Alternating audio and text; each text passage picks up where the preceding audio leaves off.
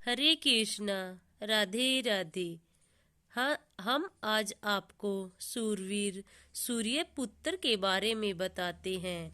हर तथ्य अपने आप में आज भी अधूरा महसूस होता है, क्योंकि सभी को पता है इतना अधिक तेज, बलवान और धनुर्विद्या में निपुण होने के बावजूद भी सूरवीर कर्ण कैसे मृत्यु को प्राप्त हुआ, इसके पीछे निसंदेह ही कुछ कारण छुपा होगा। आज हम उसी पर प्रकाश डालने जा रहे हैं। वैसे तो सूर्यपुत्र अत्यधिक धनुर्विद्या में निपुण था, परंतु ऐसा क्या हुआ जो महाभारत के युद्ध में वह भी वीर गति को प्राप्त हो गया। वह तो अर्जुन से अधिक बुद्धिमान और श्रेष्ठ था। धनुर्विद्या में अर्जुन से ज्यादा निपुण था, फिर भी वह युद्ध में वीर गति को क्यों प्राप्त हुआ, इसके पीछे एक रहस्य छिपा है, जिस पर आज हम चर्चा करते हैं। क्योंकि जब कर्ण ने विद्या के लिए इधर उधर अपने लिए गुरु ढूंढने की कोशिश की, तो सभी ने उसे सूत पुत्र समझकर विद्या देने से मना कर दिया। इस पर वह घूमते हुए परशुराम जी के पास पहुँचे। जब भी गुरु परशुराम जी ने उनका परिचय मांगा, तो उन्हें राधे पुत्र कहकर बताया गया। इस तरह जब सूरवीर कर्ण को सभी तरह से विद्या में निपुण कर दिया, तो एक दिन परशुराम जी को पता चलता है कि यह सूत पुत्र नहीं है। वह कैसे पता चलता है, वह सुनिए।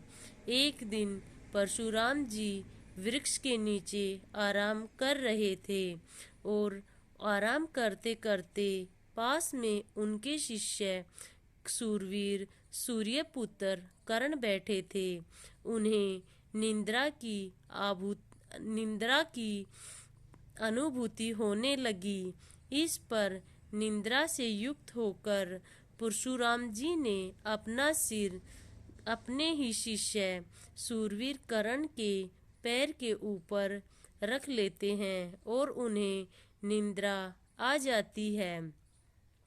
वह अपनी नींद में इतने ज़्यादा व्यस्त होते हैं कि उन्हें पता नहीं चलता कि वह अपने ही शिष्य कर्ण की गोद में सिर रखे हुए हैं। जैसे ही वह नींद में जैसे ही वो गहरी नींद में होते हैं, तो कर्ण के पैर पर बिच्छू डंक मार देता है और उसके पैर से अत्यधिक पीड़ा होने लगती है। परंतु कर्ण पास में बैठे यह सोचकर अपने पैर को बिल्कुल नहीं हिलाते कि यदि मैंने अपना पैर हिलाया तो मेरे गुरुजी की निंद्रा भंग हो जाएगी और मैं ऐसा घोर अपराध नहीं कर सकता। इसके लिए भले ही मुझे कितना कष्ट सहन करना पड़े, यह सब वह चुपचाप सहन करता रहा। और उनके पैर से धीरे धीरे खून निकलने लगा। खून जब निकलते हुए परशुराम जी के हाथ से टकराता है, उनके हाथ पर गिरता है, तो उनकी आंखें खुल जाती है। और जैसे ही आंखें खुलती है, तो वह देखता है कि एक बिच्छू कर्ण के पैर को काट रहा था। और अत्यधिक दर्द होने के पश्चात भी सूरवीर अपना पैर नहीं हिला रहा था। इस पर परशुराम जी को कर्ण पर संदेह होता है। वह उनसे पूछता है, तुम कौन हो? आज मुझे अपनी सच्चाई बताओ, क्योंकि तुम एक राधे या सूत पुत्र नहीं हो। इतना सब सहन तो एक क्षत्रिय ही कर सकता है। मुझे अपनी सच्चाई बताओ। और परशुराम जी क्रोधित होकर खड़े हो जाते हैं। इस पर कर्ण अपने दोनों हाथ जोड़कर खड़ा हो जाता है और कहता है, गुरुवर, मैं तो राधे पुत्र ही हूँ, सूत पुत्र हूँ। मुझे इससे अधिक अपने बारे में कुछ नहीं पता।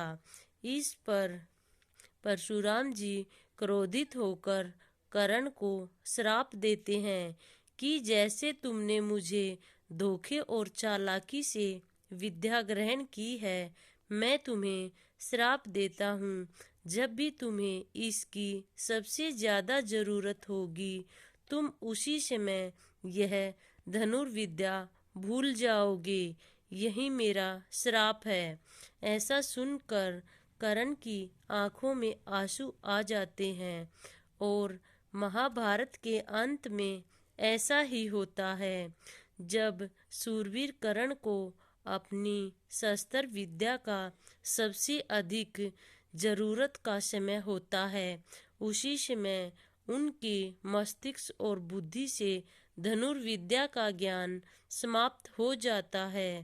कहने को तो हमें यह अजीब लगता है, परंतु पहले जो भी श्राप देते थे वह पूर्ण रूप से सत्य सिद्ध होते थे और अंत में उनके रथ का पहिया किसी खड्डे में फंस जाता है।